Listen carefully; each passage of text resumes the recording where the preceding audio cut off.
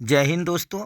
Mechanical workshop Samastipur इस central railway का JE CNW departmental question paper second part में आप लोग का स्वागत है। ये एग्ज़ाम कंडक्ट हुआ था 30 नवंबर 2024 को। फर्स्ट पार्ट में 55 क्वेश्चन तक कवर हो गया था, तो सेकंड पार्ट में 56 नंबर क्वेश्चन से शुरू करेंगे। तो चलते हैं डायरेक्ट क्वेश्चन में। Colour of DA gas house pipe etch. यहीं पर देखिए, जो DA gas dissolved acetylene acetylene gas जो आप लोग का सिलेंडर रहता है, इसका हॉस पाइप का कलर पूछ रहे हैं, जो कि यहीं पर होता है। ये इधर आप लोग का मैरून या रेड का भी रहता है। तो यहीं पर सही जो आंसर लेंगे हम लोग, ये ले जाएंगे, आप लोग का लेंगे मैरून ले जाएंगे। इसके साथ साथ ये ऊपर भी डिस्कस हुआ था कि जो ऑक्सीजन गैस सिलेंडर का हॉस पाइप का कलर क्या होता है, ये होता है ब्लैक होता है। Which of the following is thermodynamic process that occurs at constant pressure? Physics related question है। तो यहीं पर आप लोग का देखिए, एक थर्मोडायनामिक प्रोसेस है जो आप लोग का घटित होता है, ये घटता है आप लोग का कांस्टेंट प्रेशर पर। तो ऐसा जो थर्मोडायनामिक्स प्रोसेसर होगा, ये आइसोबैरिक प्रोसेस होगा। ऑप्शन बी में है। तो यहीं पर आप लोग देख सकते हैं, जैसे कि ये आप लोग का एक ग्रीक वर्ड है,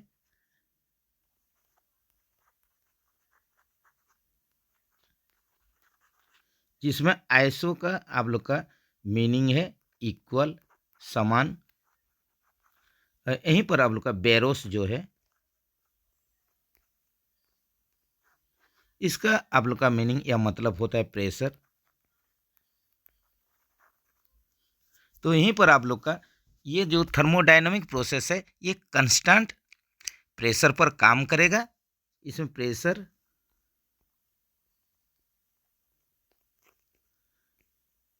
कांस्टेंट रहेगा, समान रहेगा, लेकिन यहीं पर वॉल्यूम और टेम्परेचर ये वेरी हो सकता है, ये चेंज हो सकता है। इसी प्रकार का जो थर्मोडायनामिक जो प्रोसेस है, इसको हम लोग बोलेंगे आइसोबैरिक। तो इसका एप्लीकेशन और यूज भी देख लीजिए, एप्लीकेशन या इसका यूज कहाँ पर होता है आइसोबैरिक प्रोसेस का। तो इसका एप्लीकेशन होता है, एक गैस का आप लोग का कंप्रेशन होगा या एक्सपेंशन होगा,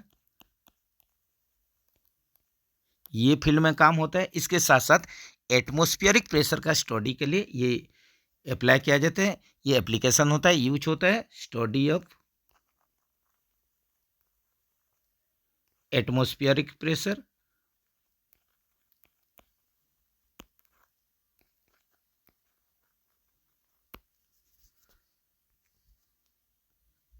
नेक्स्ट चलते हैं। In which type of heat exchanger is the heat transferred through a wall separating in two fluids. तो यहीं पर देखिए, फिजिक्स रिलेटेड सब क्वेश्चन है। यहीं पर आप लोग का एक ऐसा आप लोग का हीट एक्सचेंजर जो है, जिसमें आप लोग का हीट ट्रांसफर होगा ए वॉल सेपरेटिंग टू फ्लूइड्स। दो फ्लूइड, दो लिक्विड को सेपरेट करेगा एक वॉल, इसमें हीट ट्रांसफर होगा। तो इस प्रकार का जो हीट एक्सचेंजर जो प्रोसेस है, इसको हम लोग क्या बोलेंगे, इसको बोलेंगे हम लोग shell and tube heat exchanger. इसको बोलेंगे shell and tube heat exchanger. तो इसमें आप लोग का एक जो फ्लूइड होगा, एक फ्लूइड इनसाइड द ट्यूब, एक ट्यूब के अंदर फ्लो होगा जो लिक्विड है, तरल है, और दूसरा जो फ्लूइड होगा, लिक्विड होगा, ये आप लोग का आउटसाइड द ट्यूब।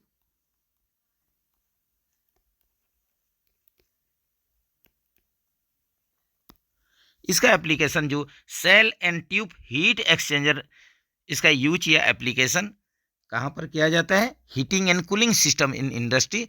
इंडस्ट्री में, फैक्ट्री में जो हीटिंग और कूलिंग सिस्टम किया जाता है, इसमें इसका यूज होता है।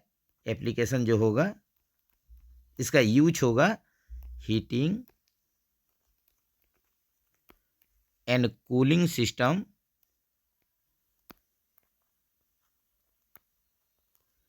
In industry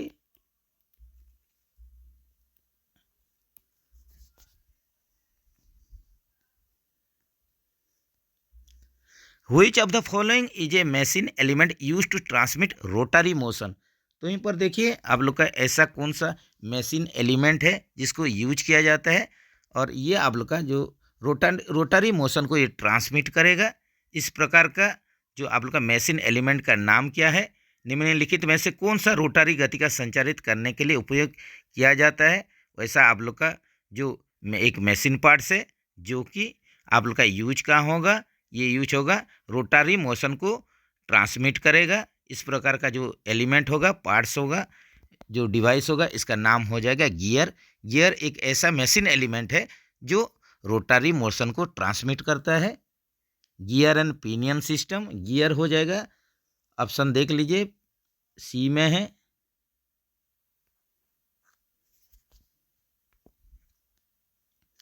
Which law explains the relationship between volume and temperature of gas?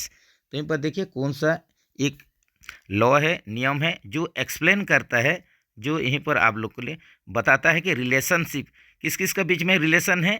तो ये रिलेशन जो होगा वॉल्यूम और टेम्परेचर, एक गैस का वॉल्यूम और टेम्परेचर पर जो रिलेशनशिप है ये कौन सा लॉ एक्सप्लेन करता है, यहीं पर आप लोग को इसके बारे में बताता है।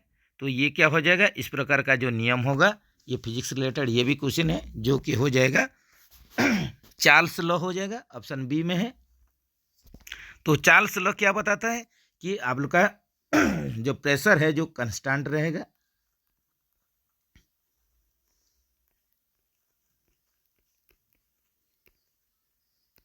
प्रेशर कांस्टेंट रहेगा। ये कंडीशन में एक आइडियल गैस का जो वॉल्यूम होगा, आइडियल गैस का वॉल्यूम होगा, ये डायरेक्टली प्रोपोर्शनल होगा। किसके ऊपर प्रोपोर्शनल होगा? एब्सोल्यूट टेम्परेचर पर ये प्रोपोर्शनल होगा, डायरेक्टली प्रोपोर्शनल होगा। Volume of an ideal gas directly proportional to the absolute temperature at constant pressure. Pressure जब कांस्टेंट रहेगा, ये कंडीशन में एक गैस का, आइडियल गैस का जो वॉल्यूम होगा ये डायरेक्टली प्रोपोर्शनल होगा एब्सोल्यूट टेम्परेचर पर। In a shaper machine the cutting stroke is perform by which part. तो यहीं पर देखिए शेपर मशीन, जो शेपिंग फंक्शन होगा शेपर मशीन में, इसमें कटिंग स्ट्रोक जो होगा ये किसके माध्यम से इसको किया जाता है? तो ये आप लोग का इसका जो ऑपरेशन होगा ये रैम के माध्यम से होगा। तो रैम का काम क्या है? ये एक होल्डिंग डिवाइस है, होल्डिंग पार्ट है जो कि कटिंग टूल को होल्ड करेगा। तो रैम कटिंग टूल को हैंड आप लोग का होल्ड करेगा, यहीं पकड़ के रखेगा कटिंग टूल को,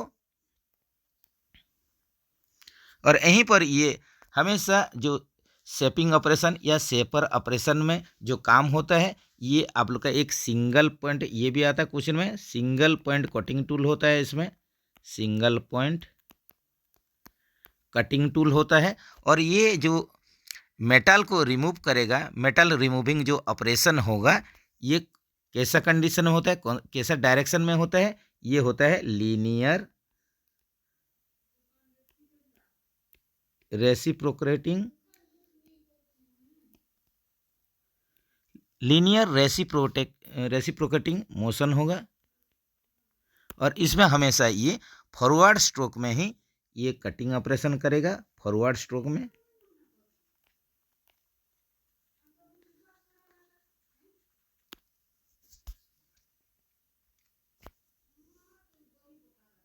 नेक्स्ट चलते हैं, which material is generally used for core material in transformer. Transformer में कोर मटेरियल के रूप से कौन सा जो मेटल है ये आप लोग का यूज होता है? तो इस मटेरियल जो होता है ये हो जाएगा सिलिकॉन स्टील, जो कि इस ट्रांसफार्मर का कोर बनाने के लिए ये यूज होता है। ऑप्शन देखिए सी में है। What type of wave is seismic wave. तो यहीं पर क्वेश्चन है सेस्मिक वेव के बारे में। तो यहीं पर जो सेस्मिक वेव होगा ये हो जाएगा सरफेस वेव, जो है ये सेस्मिक वेव हो जाएगा। तो यहीं पर देखेंगे सेस्मिक वेव जो है ये आप लोग का कब क्रिएट होता है, किस टाइप का ये आप लोग का वेव है? तो जब भी आप लोग का सडन कोई वाइब्रेशन होगा, सडन मूवमेंट होगा, जो कि आप लोग का पृथ्वी का अंदर अगर कोई भी सडन मूवमेंट होता है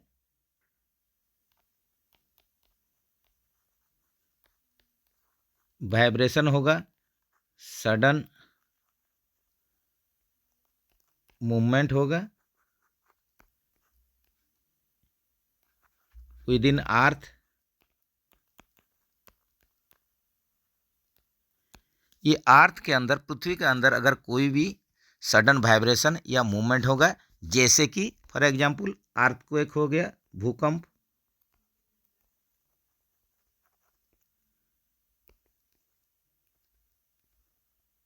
वोल्केनिक एरुप्शन, ज्वालामुखी का विस्फोट हो गया, कोई एक्सप्लोजन होगा, विस्फोट होगा, या लैंडस्लाइड्स होगा।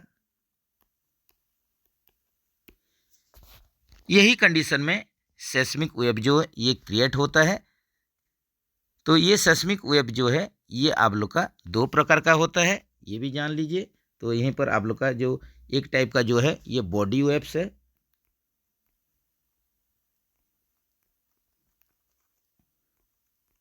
ये बॉडी वेव्स है जो कि आप लोग का ये वेव मूव करेगा अर्थ का इनर लेयर में,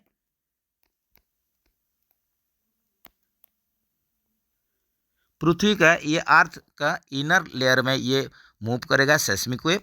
और जो सरफेस वेव,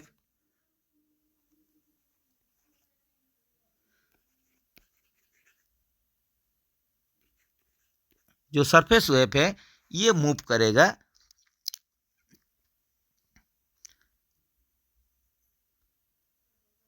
ये आउटर आप लोग का सरफेस में ये मूव करेगा। सरफेस जो प्लैनेट का, जो ग्रह का सरफेस होगा ये मूव करेगा सरफेस के ऊपर।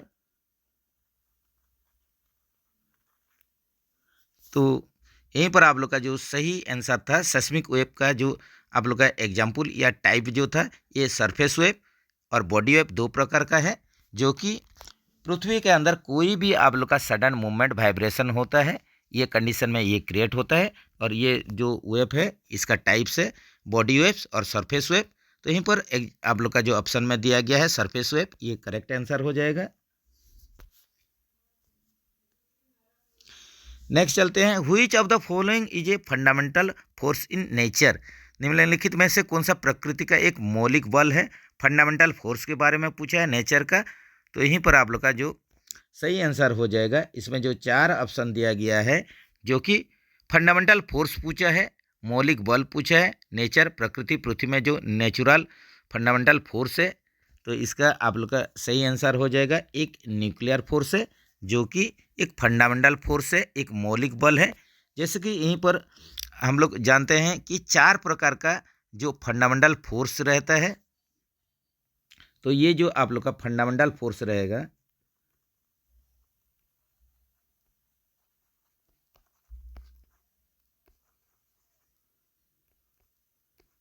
ये चार प्रकार का होता है फंडामेंटल फोर्स, बेसिकली 4 टाइप्स। तो इसमें आप लोग का जो पहला टाइप में आएगा ग्रेविटेशनल फोर्स,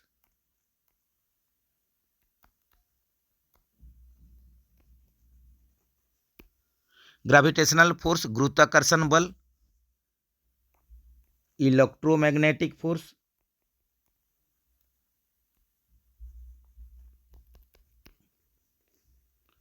जो कि विद्युत चुंबकीय बल, तीसरा स्ट्रॉन्ग न्यूक्लियर फोर्स,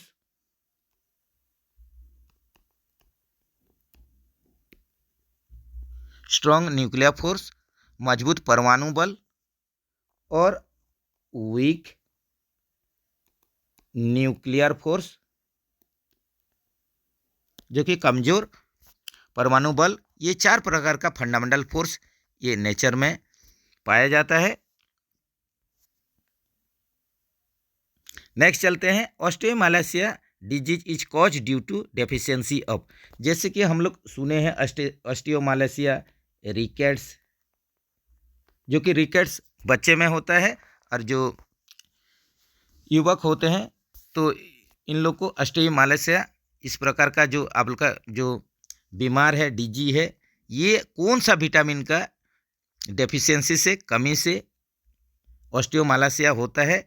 तो ये हो जाएगा विटामिन डी। विटामिन डी का आप लोग का जब भी कमी होगा, ये कंडीशन में ऑस्टियोमालासिया या रिकेट्स इस प्रकार का बीमारी होगा। जो कि आप लोग का हड्डी रिलेटेड, बोन्स रिलेटेड, ये डीजी है।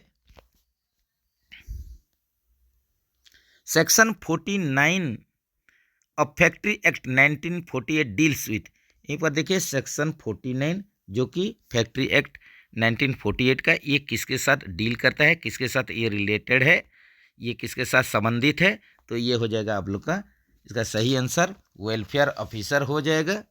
तो जैसे कि ये भी कुछ ना बार बार आ रहा है कि कोई भी एक आप लोग का कारखाना में, फैक्ट्री में कितना अगर एम्प्लॉई रहेंगे, वर्कर रहेंगे, ये कंडीशन में आप लोग के लिए एक वेलफेयर ऑफिसर का अपॉइंटमेंट होगा, नियुक्ति होगा।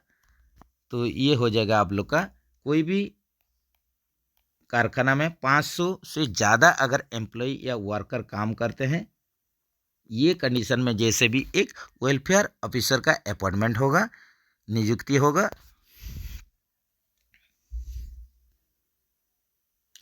हुई state is known as the spice garden of India, किस राज्य को भारत का मसाला उद्यान कहा जाता है, स्पाइस गार्डन ऑफ इंडिया, तो ये हो जाएगा केरला हो जाएगा। इन हुई state is Tawang monastery located, ये देखिए तवांग मोनास्ट्री जो कि बुद्धिस्ट मठ होता है, बुद्धिस्ट लोग का मठ होता है। तो ये तवांग मोनास्ट्री कहाँ पर स्थित है, कहाँ पर लोकेटेड है, ये हो जाएगा इसका सही आंसर अरुणाचल प्रदेश हो जाएगा। Who was the first women ruler of India, Bharat की पहली महिला शासक कौन थी, रजिया सुल्तान।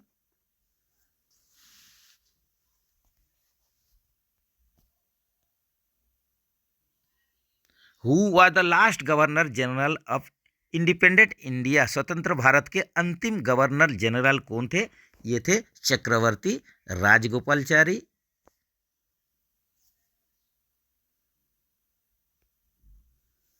Where did the British build Fort Saint George, अंग्रेजों ने फोर्ट सेंट जॉर्ज का निर्माण कहाँ किया था, तो यहीं पर देखिए जो British East India company, British East India company, इन्होंने ही सेंट जॉर्ज फोर्ट का निर्माण किया था। ब्रिटिश ईस्ट इंडिया कंपनी ये निर्माण किए थे 1640 में। In the year 1640 British East India Company built Fort Saint George, 1640 में ईस्ट इंडिया कंपनी ने बनाया था, जो कि आप लोग इसका नाम था सेंट जॉर्ज फोर्ट। तो ये क्या चीज़ के लिए बनाया गया था, तो ये बनाया गया था to protect company's trade interest.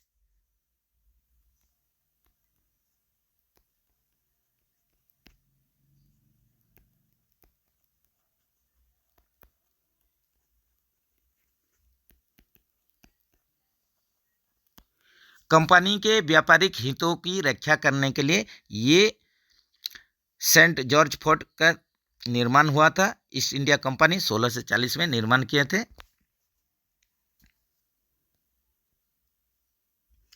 तो यहीं पर आप लोग का क्वेश्चन था, where did the British build Fort Saint George, जो फोर्ट सेंट जॉर्ज ये कहाँ पर निर्माण किया गया था, ये चेन्नई या मद्रास में तैयार किया गया था।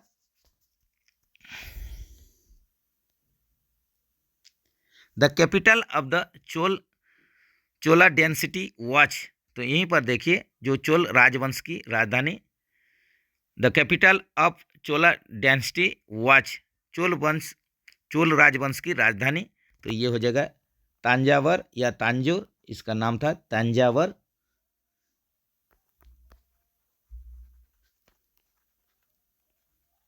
या इसको तांजोर भी बोला जाता है। Which article of the Indian Constitution deals with the abolition of untouchability, भारतीय संविधान का कौन सा अनुच्छेद अस्पृश्यता के उन्मूलन से संबंधित है, तो यहीं पर देखिए जो एक प्रैक्टिस था एबोलिश किया गया, ये प्रैक्टिस को, ये प्रथा को, जो कि अनटचेबिलिटी जिसको कि अस्पृश्यता प्रथा इसको समाप्त किया गया है, इसको एबोलिश किया गया है। तो इसमें आप लोग का जो आर्टिकल है, संविधान का कौन सा अनुच्छेद या आर्टिकल में ये डीलिंग करता है एबोलिशन ऑफ अनटचेबिलिटी। तो ये हो जाएगा ऐसा आर्टिकल, आप लोग का अनुच्छेद हो जाएगा ये आर्टिकल 17 होगा। Person having ultimate control over the affairs of a factory under the factory act 1948 is called. कारखाना अधिनियम जो 1948 है, इसके तहत कारखाना के मामलों पर अंतिम नियंत्रण, तो यहीं पर देखिए अल्टीमेट कंट्रोल, अंतिम नियंत्रण रखने वाला व्यक्ति को क्या बोला जाएगा, ये हो जाएगा ऑक्यूपायर हो जाएगा, ऑप्शन सी में है। Which article of the Indian constitution provide for the suspension of fundamental rights during emergency. भारतीय संविधान का कौन सा अनुच्छेद आपातकाल के दौरान मौलिक अधिकारों के निलंबन का प्रावधान करता है।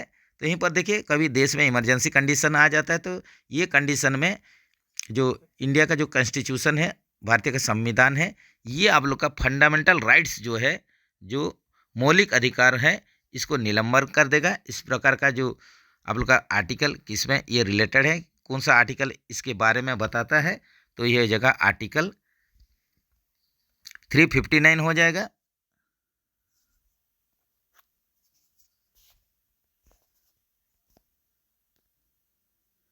Which section of Payment of Wages Act 1936 deals with the deduction for absence from duty?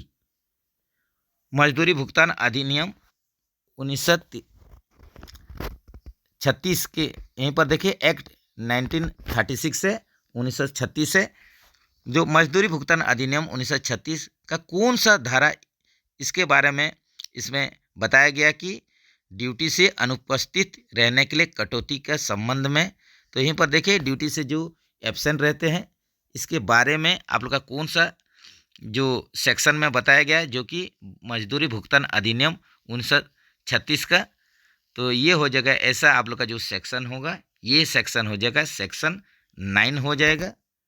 तो इसमें सेक्शन 9 में बताया गया है कि यहीं पर अगर आप लोग का जो एम्प्लॉई है ये एब्सेंट रहते हैं अप टू 8 डेज,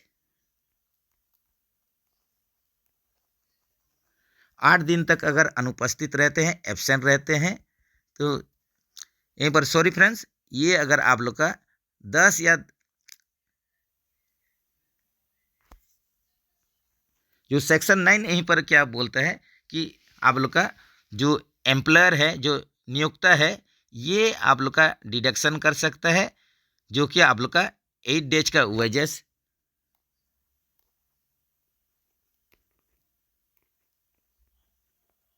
तो 8 दिन का ये भुगतान वेजेस या सैलरी जो है ये डिडक्शन कर सकता है, डिडक्ट कर सकता है, काट सकता है।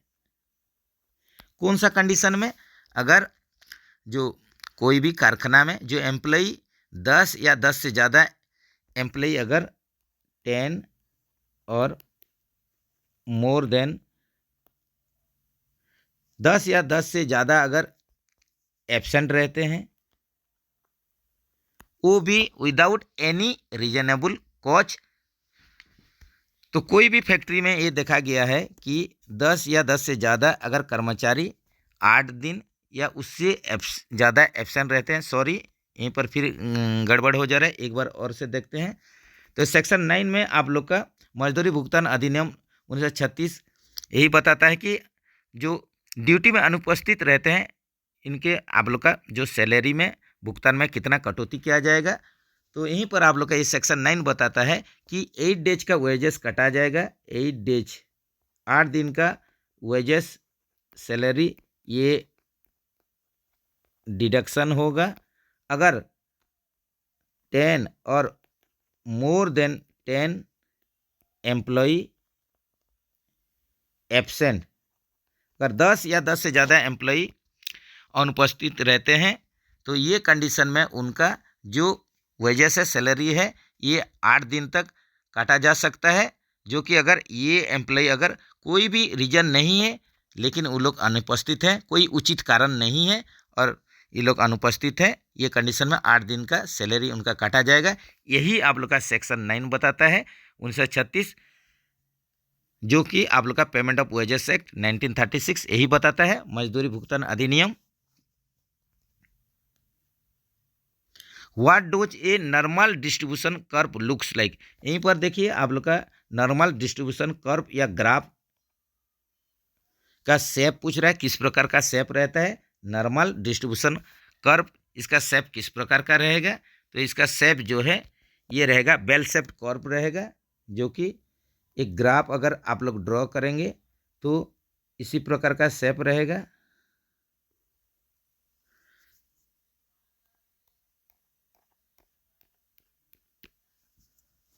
तो यहीं पर आप लोग का इसको ये जो बेल शेप्ड कर्व है ये नॉर्मल डिस्ट्रीब्यूशन का ग्राफ होगा। तो इसका दूसरा नाम जो नॉर्मल डिस्ट्रीब्यूशन है इसको बोला जाता है नॉर्मल डिस्ट्रीब्यूशन।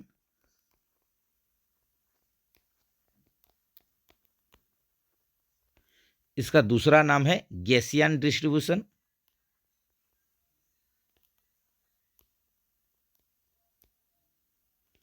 तो इसका एप्लीकेशन कहाँ होता है या एग्जाम्पल इसका ले सकते हैं, जो कि आप लोग का गैसियन डिस्ट्रीब्यूशन या नॉर्मल डिस्ट्रीब्यूशन, जिसका कि जो ग्राफ होता है ये कैसा होता है, बेल शेप्ड कर्व होता है। तो इसका एग्जाम्पल ले सकते हैं कि पकड़ लीजिए कुछ बच्चे हैं जिनका कि आईक्यू हम लोग देखेंगे, तो ये आईक्यू लेके ग्राफ अगर तैयार करेंगे तो मेजॉरिटी मैक्सिमम जो बच्चे का जो आईक्यू रहेगा ये एवरेज रहेगा। मैक्सिमम या जो मेजॉरिटी बच्चे रहेंगे इनका आईक्यू जो होगा ये क्या होगा, ये एवरेज होगा। और जो एक्सट्रीम होगा किसी एक बच्चे का, जो आप लोग का एक्सट्रीम आईक्यू होगा, सबसे ज़्यादा आईक्यू होगा, वो क्या होगा, वेरी लो होगा। बहुत कुछ बच्चे का जो आईक्यू रहेगा बहुत ही एक्सट्रीम रहेगा। इसी प्रकार आप लोग का अगर ब्लड प्रेशर बीपी मेजरमेंट अगर करेंगे, कुछ आदमी को लेकर के सर्वे किया जाएगा ब्लड प्रेशर का, तो इसमें देखा जाएगा कि मैक्सिमम जो मेजॉरिटी पीपल रहेंगे इनका जो बीपी रहेगा ये एवरेज रहेगा, और बहुत ही कम आदमी रहेंगे जिनका कि बीपी हाईएस्ट रहेगा, एक्सट्रीम रहेगा। व्हाट डोज द स्टार्टिंग और restarting of a computer called, अगर कंप्यूटर का स्टार्टिंग रीस्टार्टिंग ये प्रोसेस को हम लोग क्या बोलेंगे, इसको बोलेंगे बूटिंग ऑपरेशन बोला जाता है, बूट ऑपरेशन बोला जाता है। What is the full name of ISDN, ISDN का फुल फॉर्म पूछ रहा है, तो इसका फुल फॉर्म क्या हो जाएगा, इसका फुल फॉर्म हो जाएगा ISDN का इंटीग्रेटेड सर्विस डिजिटल नेटवर्क हो जाएगा। इंटीग्रेटेड सर्विस डिजिटल नेटवर्क, ये भी आप लोग का कंप्यूटर रिलेटेड क्वेश्चन है ISDN। नेक्स्ट चलते हैं, which is a lost computer memory due to disturbance of electricity, electricity के डिस्टर्बेंस के चलते अगर इलेक्ट्रिसिटी चली जाते हैं ये कंडीशन में किस प्रकार का जो मेमोरी का लॉस होता है, इसका नाम क्या है, the lost computer memory due to disturbance of electricity. Electricity के चलते कोई भी कंप्यूटर का मेमोरी लॉस होता है तो इसको हम लोग क्या बोलते हैं, इसको बोला जाता है वोलाटाइल मेमोरी बोला जाता है, जो कि एग्जाम्पल पर ले सकते हैं RAM, random access memory, cache memory, ये सब है volatile memory. What is the full form of TQM in manufacturing technology, manufacturing technology में ये TQM जो टर्म है इसका फुल फॉर्म क्या है, ये हो जाएगा टोटल क्वालिटी मैनेजमेंट हो जाएगा। Section 25 of payment of wages act 1936 deals with, मजदूरी भुगतान अधिनियम 1936 की धारा 25 किसके साथ संबंधित है, तो ये संबंधित है display bye notice of abstract of the act, ये हो जाएगा आप लोग का ऑप्शन बी में है display bye notice of extract of the act. जो व्यक्ति मजदूरों भुगतान के लिए उत्तरदायी है, जिम्मेदार है, जो व्यक्ति मजदूरों के भुगतान के लिए पेमेंट के लिए जो उत्तरदायी है, जिम्मेदार है, तो वो क्या करेगा, इंग्लिश या लोकल लैंग्वेज में जो अधिनियम का जो सारांश होगा, एब्स्ट्रैक्ट होगा, सारांश होगा, इसको नोटिस बोर्ड के माध्यम से प्रदर्शित करना पड़ेगा, इसको डिस्प्ले करना पड़ेगा। तो यही आप लोग का सेक्शन 25 बताता है कि जो आप लोग का फैक्ट्री का, कारखाना का जो व्यक्ति मजदूरों का भुगतान के लिए उत्तरदायी है, वह क्या करेगा, इंग्लिश और लोकल लैंग्वेज में यही अधिनियम का जो सारांश है इसको डिस्प्ले करेगा, प्रदर्शित करेगा नोटिस बोर्ड के माध्यम से। Minimum wages act 1948 requires days to fix minimum rates of wages in respect of employment specified in the schedule. न्यूनतम मजदूरी अधिनियम 1948 के अनुसार देश को अनुसूची में निर्दिष्ट रोजगार के संबंध में मजदूरी के न्यूनतम दर तय करेगी। यहीं पर देखिए आप लोग का पूछ रहा है कि जो न्यूनतम मजदूरी अधिनियम 1948 है, इसमें आप लोग का कौन, यहीं पर आप लोग का निर्दिष्ट रोजगार के संबंध में मजदूरी का जो न्यूनतम दरें हैं वो तय करेगी। एक बार इंग्लिश में देख लेते हैं क्वेश्चन। कौन फिक्स करेगा, minimum rate of wages, minimum rate जो मिलेगा, वेजेस जो पेमेंट मिलेगा, ये कौन तय करेगा, जो कि आप लोग का यहीं पर ऑप्शन में चलेंगे तो इसको तय करेगा। तो यहीं पर आप लोग का इसको तय करने के लिए सेंट्रल गवर्नमेंट भी होता है, स्टेट गवर्नमेंट भी होता है, लेकिन यहीं पर आप लोग का जो आप लोग का कारखाना है किसके अंडर में ये काम कर रहा है, वही इसका आप लोग का मेन हो जाएगा। तो इसके लिए ये हो जाएगा एप्रोप्राइट गवर्नमेंट। आइदर ये जो आप लोग जहाँ पर काम कर रहे हैं ये मजदूर, ये सेंट्रल गवर्नमेंट के अंडर में है या स्टेट गवर्नमेंट के अंडर है, वही डिसाइड करेगा। तो इसीलिए इसका सही आंसर हो जाएगा एप्रोप्राइट गवर्नमेंट हो जाएगा। ये जो उपयुक्त सरकार होगा यही डिसाइड करेगा। तो मिनिमम वेजेस जो फिक्स्ड किया जाएगा, जो ये होगा आप लोग का एप्रोप्राइट जो गवर्नमेंट होगा, ये या तो आप लोग का स्टेट गवर्नमेंट हो या सेंट्रल गवर्नमेंट हो, जहाँ पर जो एम्प्लॉय काम करते हैं कोई भी फैक्ट्री में 1000 से अगर ऊपर काम करते हैं तो ये नियम लागू होता है।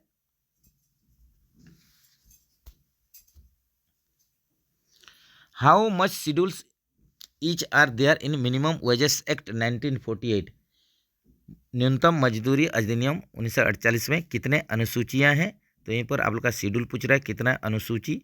तो यहीं पर ये हो जाएगा जो मिनिमम वेजेस एक्ट 1948 है, इसमें एक अनुसूची है और उसका 2 पार्ट है, 2 पार्ट्स।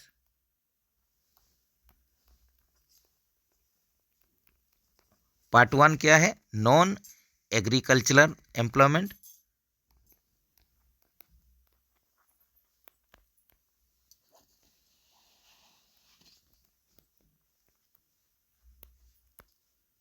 जो एग्रीकल्चरल कृषि एम्प्लॉयमेंट नहीं होगा, इसमें पार्ट 1 ये डीलिंग करता है। पार्ट 2 एग्रीकल्चरल एम्प्लॉयमेंट होगा।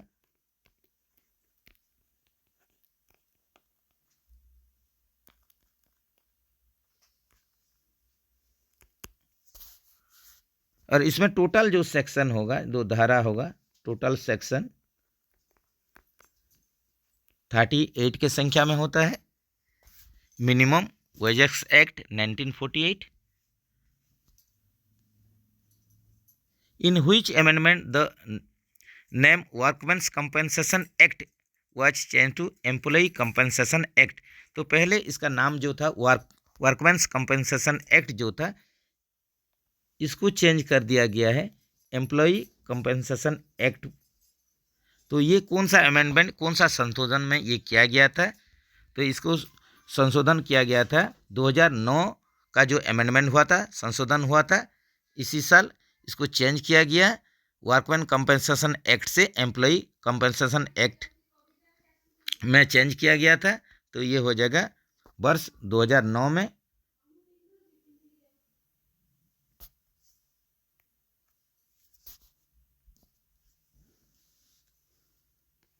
Occupational disease comes under which schedule of the employment compensation act, व्यावसायिक रोग कर्मचारी की मुआवजा अधिनियम की किस अनुसूची के अंतर्गत होता है।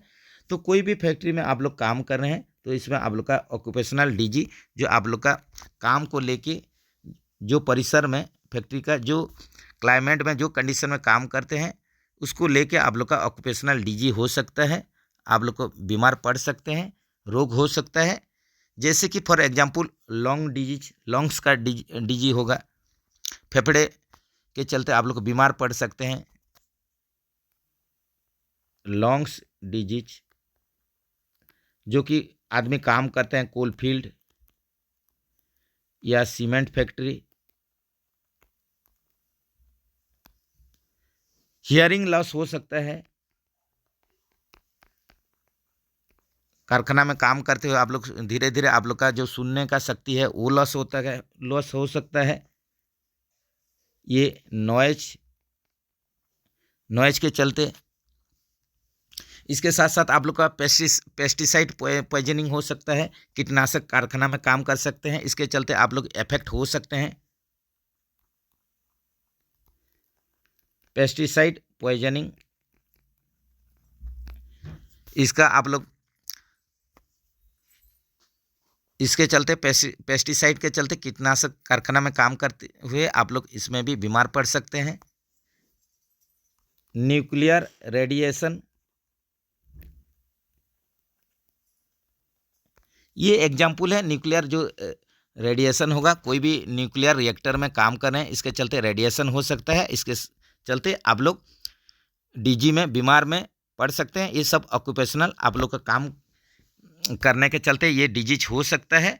तो इसमें आप लोग का जो बताया गया है क्वेश्चन के अनुसार ऑक्यूपेशनल डिजीज जो आप लोग का कौन सा शेड्यूल के आप लोग का अंडर में आएगा, जो कि एम्प्लॉय कंपनसेशन एक्ट में है, व्यावसायिक रोग कर्मचारी मुआवजा अधिनियम के किस अनुसूची के अंतर्गत है। तो ये शेड्यूल कितना हो जाएगा, अनुसूची कितना हो जाएगा, तो ये हो जाएगा आप लोग का शेड्यूल 4 हो जाएगा।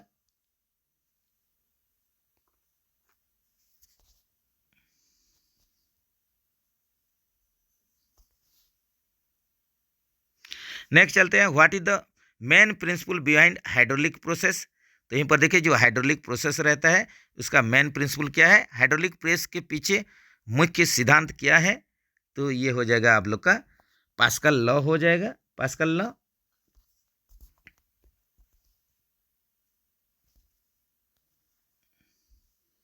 इन fluid mechanics Bernoulli's equation is based on the principle of. तो यहाँ पर देखिए जब भी फ्लूइड मैकेनिक्स के बारे में हम लोग पढ़ते हैं तो इसमें बर्नौलीज थ्योरम या बर्नौलीज इक्वेशन, ये भी फिजिक्स रिलेटेड क्वेश्चन है, तो इसके बारे में आप लोग जानते होंगे। Bernoulli's equation based on the principle of, द्रव्य यांत्रिक में बर्नौली की समीकरण किस सिद्धांत पर आधारित है। तो ये बर्नौलीज इक्वेशन जो है ये आप लोग का किस सिद्धांत पर आधारित होगा।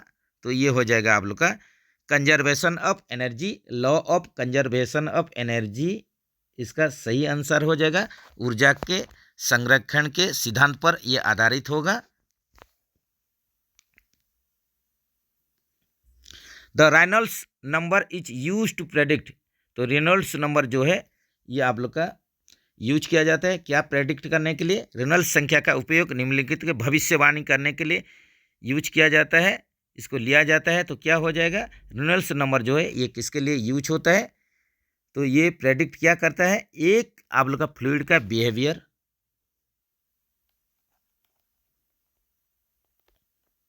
बिहेवियर ऑफ फ्लूइड, तरल पदार्थ का बिहेवियर कैसे रहेगा, या इसको बोल सकते हैं आप लोग बोल सकते हैं फ्लो पैटर्न,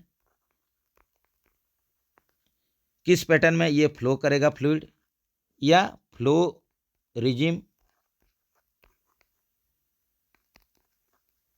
या फ्लो ऑर्डर। इसके बारे में ही रेनॉल्ड्स नंबर ये प्रेडिक्ट करता है, ये बताता है, भविष्यवाणी करता है कि इसके बारे में ये क्या हो सकता है, ये बताएगा। कोई भी फ्लूइड का जो फ्लो कैसे होगा, फ्लो का पैटर्न कैसे होगा, फ्लो का रिजिम या ऑर्डर कैसे होगा, इसका बिहेवियर क्या होगा फ्लूइड का, तरल पदार्थ का। तो यहीं पर आप लोग का ये हो जाएगा आप लोग का जो Reynolds number is use to predict सही आंसर क्या होगा, ये हो जाएगा flow regime in a fluid. ये फ्लूइड के अंदर, एक तरल पदार्थ के अंदर फ्लूइड, आप लोग का जो फ्लूइड का फ्लो रिजिम कैसे होगा इसके बारे में ही रेनॉल्ड्स नंबर बताता है। तो यहीं पर जो रेनॉल्ड्स नंबर है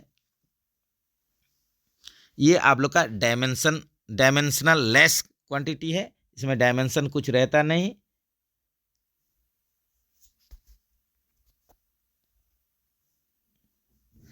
which of the following is an example of amorphous material. Amorphous material के बारे में बोला गया है, तो इसमें एग्जाम्पल एमरफस मटेरियल का एग्जाम्पल पूछा है। तो इसका सही आंसर क्या हो जाएगा, इसका सही आंसर हो जाएगा ग्लास हो जाएगा, ऑप्शन बी में है।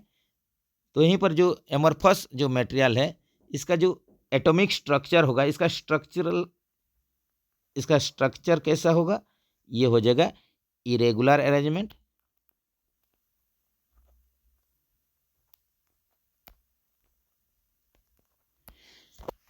तो एमरफस मटेरियल में जो एटम का स्ट्रक्चर रहेगा, अरेंजमेंट रहेगा, ये इरेगुलर आप लोग का कंडीशन रहेगा, रेगुलर होगा नहीं।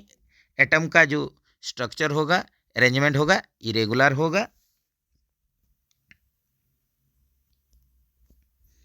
इसके साथ साथ इसका एग्जाम्पल और भी ले सकते हैं, जैसे कि ग्लास हो गया, इसके साथ साथ प्लास्टिक, रबर, ये सब एग्जाम्पल है एमरफस मटेरियल का।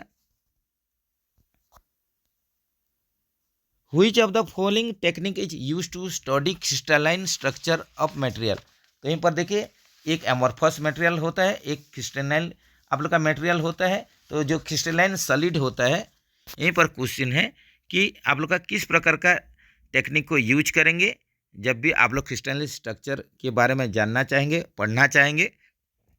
तो ये हो जाएगा आप लोग का एक्सरे डिफ्रैक्शन हो जाएगा, ऑप्शन ए में है एक्सरे क्रिस्टलोग्राफी। इसका और भी इसका नाम है, दूसरा नाम एक्सरे क्रिस्टलोग्राफी।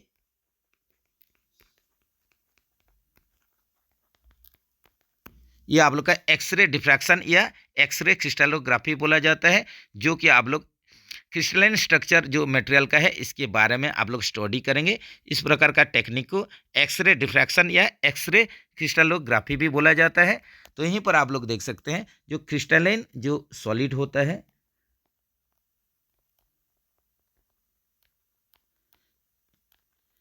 तो इसका एग्जाम्पल ले सकते हैं। इसका जो आप लोग का एटम का जो स्ट्रक्चर रहेगा, एटम का स्ट्रक्चर ये रेगुलर स्ट्रक्चर होगा, रेगुलर अरेंजमेंट होगा।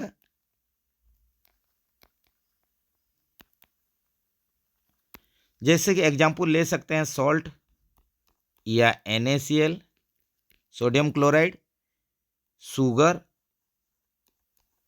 ये सब क्रिस्टलाइन मटेरियल का एग्जाम्पल है।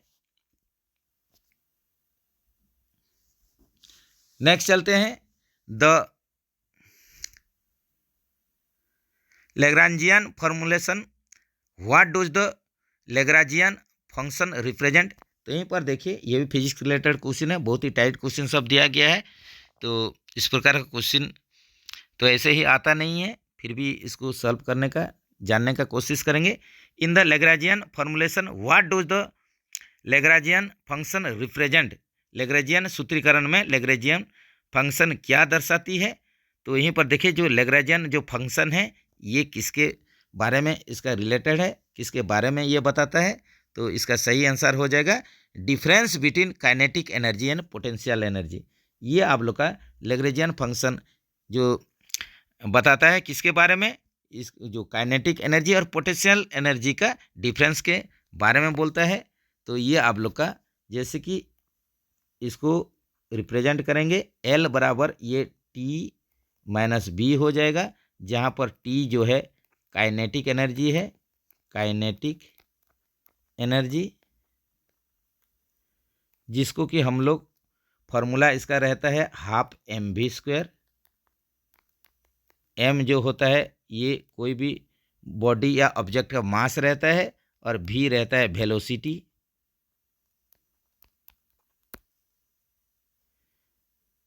इसके बाद भी देखेंगे, भी जो है ये पोटेंशियल एनर्जी है,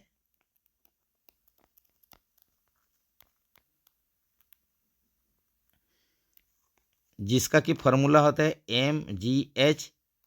तो m हो गया मास हो गया, एक ऑब्जेक्ट का मास हो गया, g ग्रेविटेशनल कांस्टेंट या एक्सेलरेशन ड्यू टू ग्रेविटी, और h होता है ये height above ground.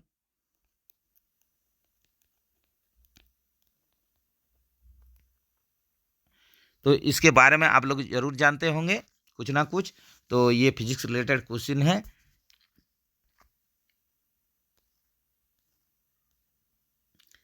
In two body system the relative velocity between two bodies, यहीं पर देखिए टू बॉडी सिस्टम में पूछ रहा है रिलेटिव वेलोसिटी जो होता है ये दो बॉडी का, तो यहीं पर आप लोग का इसका वैल्यू क्या होगा, in two body system the relative velocity between the two bodies, दो शरीर प्रणाली में दो निकायों के बीच में सापेक्ष वेग क्या है, रिलेटिव वेलोसिटी पूछा है। तो ये हो जाएगा the vector difference of the velocities of body. यहीं पर जो इसका रिलेटिव वेलोसिटी होगा, दो आप लोग का जो वेलोसिटी है तो इसका आप लोग का वेक्टर डिफरेंस करेंगे। The vector difference of the velocities of to bodies, दो बॉडी का जो आप लोग का वेलोसिटी रहेगा इसका वेक्टर डिफरेंस कर देंगे तो रिलेटिव वेलोसिटी निकल जाएगा। ऑप्शन बी में है। तो यहीं पर जैसे कि ये एक वेक्टर हो गया,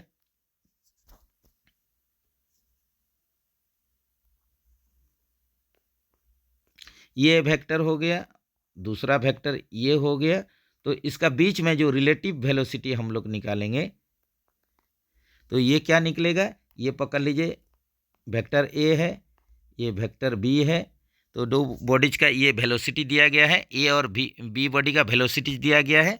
तो इसको अगर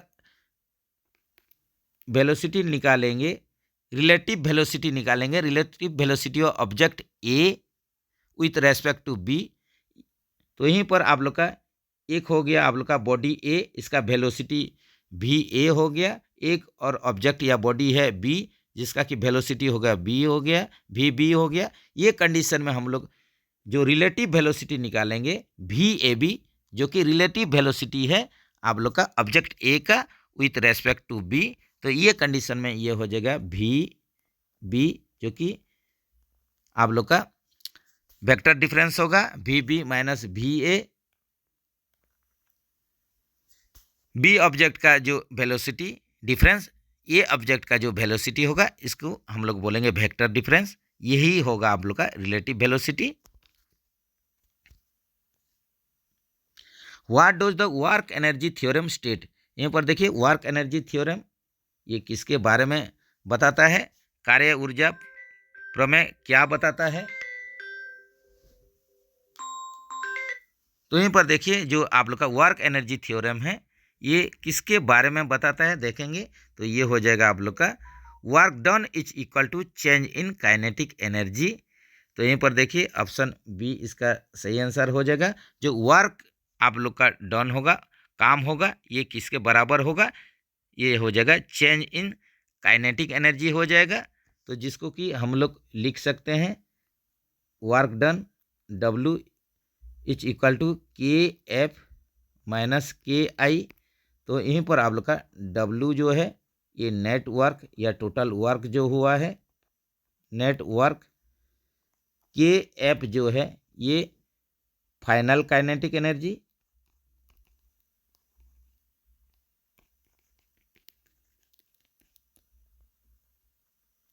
और के आई जो है ये initial kinetic energy.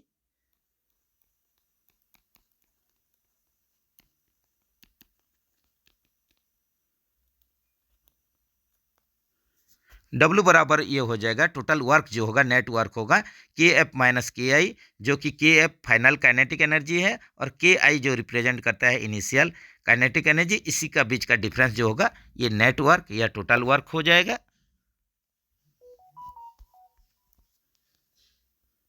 What is the rate of interest for advance sanction for purchase of computer. तो आप लोग का एडवांस जो अमाउंट सैंक्शन होगा जो कि आप लोग का कंप्यूटर परचेज करने के लिए। इसमें इंटरेस्ट कितना लगेगा, ब्याज कितना लगेगा, इंटरेस्ट रेट क्या होगा, जो कि आप लोग कंप्यूटर एडवांस लेते हैं कंप्यूटर परचेज करने के लिए। तो इसमें जो आप लोग का इंटरेस्ट या ब्याज दर होगा ये 9.10% होगा। At least how many members are required for registration of a trade union in railway. Railway में ट्रेड यूनियन के लिए पंजीकरण के लिए कम से कम कितने सदस्यों की आवश्यकता होती है? तो सही ऑप्शन हो जाएगा, सही आंसर 7 मेंबर चाहिए।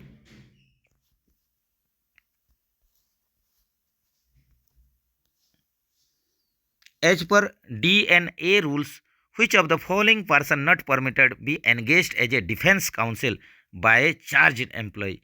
DNDA जो डिसिप्लिन एंड अपियर रूल है इस नियम के तहत निम्नलिखित में से किस व्यक्ति को आरोपित कर्मचारी द्वारा बचाव पक्ष के वकील के रूप में नियुक्त करने की अनुमति नहीं है? तो सही ऑप्शन क्या हो जाएगा? यहीं पर देखिए जो लीगल पिटिशनर है, कानूनी याचिकाकर्ता या जो लॉयर रहते हैं, वकील रहते हैं, ये आप लोग का डिफेंस काउंसिल के रूप में ये नियुक्ति नहीं हो सकते हैं। Not permitted to engage as defence counsel. What is the amount of ex gratia lump sum paid for death occurring due to accident in the course of performance of duty. कर्तव्य के निष्पादन के दौरान दुर्घटना के कारण होने वाली मृत्यु के लिए एकमुश्त अनुग्रह राशि कितनी होती है? तो यहीं पर जो आप लोग को जो लमसम एक्स ग्रासिया ये पेड किया जाएगा। कोई भी कर्मचारी अगर काम के दौरान इनका एक्सीडेंट हो जाता है और ये कंडीशन में आप लोग के लिए जो अमाउंट दिया जाएगा, what is the amount of ex gratia lump sum paid for death occurring due to accident in the course of performance of duty. Duty के दौरान काम करते हुए उनका अगर मृत्यु हो जाता है तो यहीं पर ये कंडीशन में एक्सीडेंट के चलते मृत्यु हो गया, ड्यूटी में है, ये कंडीशन में उनको जो आप लोग का एक्स ग्रासिया लमसम या एक मुश्त अनुग्रह राशि कितना दिया जाएगा? तो ये हो जाएगा 25 लाख। ऑप्शन ए में है। Which of the following is wrongly matched। यहीं पर देखिए कौन सा रॉन्गली मैच है, ये गलत है। यहीं पर जो आप लोग का 4 ऑप्शन है इसमें देखिए ऑफिसर दिए गए हैं और इसके साथ साथ इसमें उन लोग को जो पास मिलता है उसके बारे में ये दिया गया है। तो यहीं पर देख सकते हैं जो GM है उनको गोल्ड पास मिलता है, सही है। सीनियर एडमिनिस्ट्रेटिव ऑफिसर को सिल्वर पास, SHG ऑफिसर को ये सही है। जूनियर एडमिनिस्ट्रेटिव ग्रेड ऑफिसर को ब्रोंज पास मिलेगा, ये भी सही है। लेकिन यहीं पर देखिए जो CRB और जो CO रहते हैं, मतलब चेयरमैन रेलवे बोर्ड या चीफ एग्जीक्यूटिव ऑफिसर जो रहते हैं रेलवे बोर्ड चेयरमैन, उनको प्लाटिनम पास मिलता है, ये गलत है। अभी प्लाटिनम नाम के कोई भी पास नहीं है, इनको भी गोल्ड पास दिया जाता है। तो ये जो आप लोग का मैच है ये करेक्ट नहीं है। ऑप्शन ए के साथ चलिए। व्हेन वाज उम्मीद card scheme introduce on Indian railway. ये देखिए जो आप लोग का रेलवे एम्प्लॉय हैं उनका मेडिकल ट्रीटमेंट के लिए उम्मीद कार्ड बनाया गया है। तो इसको इंट्रोड्यूस कब शुरू किया गया था? तो इसको शुरू किया था साल 2019 में। 2019 में इसको इंट्रोड्यूस किया गया था उम्मीद कार्ड, जो कि उम्मीद कार्ड का ये आप लोग जान लीजिए इसका full form unique medical identity card या unique medical identification.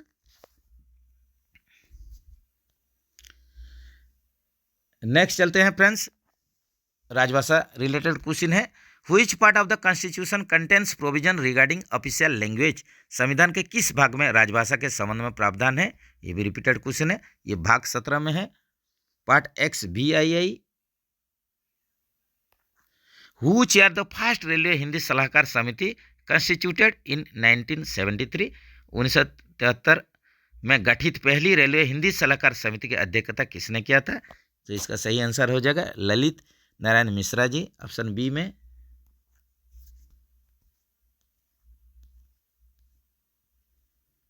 In which year Hindi translation of railway budget was passed. Railway budget का हिंदी अनुवाद किस वर्ष तैयार किया गया था?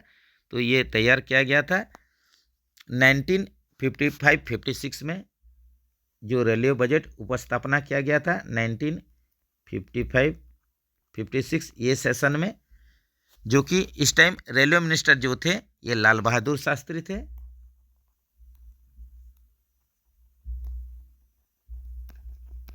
इन्हीं का पीरियड में ही जो रेलवे बजट था इसका हिंदी अनुवाद पेश किया गया था, बनाया गया था 1955-56 सेशन में। सही आंसर हो जाएगा 1956। When was official language rule amended, राजभाषा नियम कब संशोधन किया गया था? तो ये पहले जो आप लोग का ऑफिशियल लैंग्वेज रूल है ये कब पारित किया गया था? ये पास हुआ था 17 जुलाई 1976 को, और इसका अमेंडमेंट हुआ था, संशोधन हुआ था। कब संशोधन हुआ था? ये हुआ था 1987 में हुआ है। इसके बाद 2007 में, 2011 में इसी प्रकार इसको संशोधन किया गया है। तो यहीं पर सही आंसर जो हो जाएगा 1987। 1980 साल 1987 में राजभाषा नियम का संशोधन किया गया था। How many states are there in region A? यहीं पर देखिए राजभाषा नियम के अनुसार देश को जो 3 क्षेत्र में बांटा गया है, इसमें ए बी सी रीजन है, क ख ग क्षेत्र। तो रीजन ए में कितना राज्य हैं? तो ये हो जाएगा सही आंसर 9 हो जाएगा। जैसे कि देख सकते हैं बिहार, छत्तीसगढ़, झारखंड, हरियाणा, हिमाचल प्रदेश, मध्य प्रदेश, राजस्थान, उत्तरांचल और यूपी, उत्तर प्रदेश। इस हिसाब से ये 9 राज्य, 9 स्टेट है रीजन ए में, क क्षेत्र में। In which year Hindi parliament section was establish in railway board?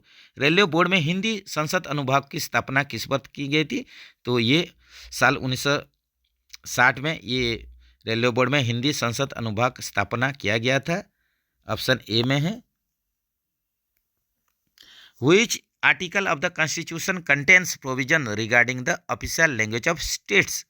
संविधान में किस अनुच्छेद में राज्यों की राजभाषा के संबंध में प्रावधान है? तो ऐसा आर्टिकल कौन सा हो जाएगा? ये हो जाएगा आर्टिकल अनुच्छेद 345 हो जाएगा, जिसमें जो स्टेट का जो ऑफिशियल लैंग्वेज होगा, स्टेट राज्यों का जो राजभाषा होगा, इसके बारे में बताया गया है आर्टिकल 345 में। Which of the following states falls राजभाषा रीजन सी? यहीं पर देखिए कौन सा राज्य जो है ये आप लोग का रीजन सी, जो कि गौ क्षेत्र में गिरता है। निम्नलिखित में कौन सा राज्य राजभाषा क्षेत्र गौ में आता है? तो ये हो जाएगा केरला हो जाएगा, ये रीजन सी में आता है। बिहार रीजन ए में, छत्तीसगढ़ रीजन ए में, पंजाब रीजन बी में, और केरला जो है रीजन सी में, गौ क्षेत्र में। In which year Maithili, Bodo, Dogri and Santali were added to the 8th schedule? Maithili, Bodo, Dogri और संताली भाषा को किस वर्ष 8वीं अनुसूची में जोड़ा गया था? तो वर्ष 2003 में, जो कि ये 92 वाला 92 वाला अमेंडमेंट हुआ था, संशोधन हुआ था। इसी में ही मैथिली, बोडो, डोगरी और संताली भाषा को ऐड किया गया था 8वीं अनुसूची में। रेल मंत्री राजभाषा रजत पदक is given in how many members every year? यहाँ पर देखिए एक अवार्ड के बारे में गया है जिसका नाम है रेल मंत्री राजभाषा रजत पदक। तो इसको हर साल कितने सदस्यों को दिया जाता है? तो टोटल 30 आप लोग का व्यक्ति को, 30 ऑफिसर को दिया जाता है। ऑप्शन ए में है।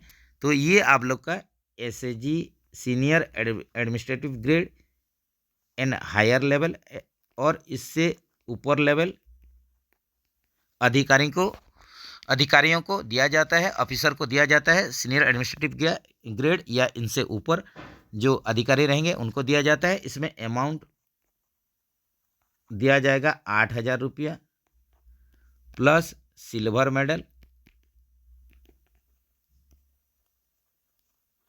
प्लस दिया जाएगा सर्टिफिकेट दिया जाएगा।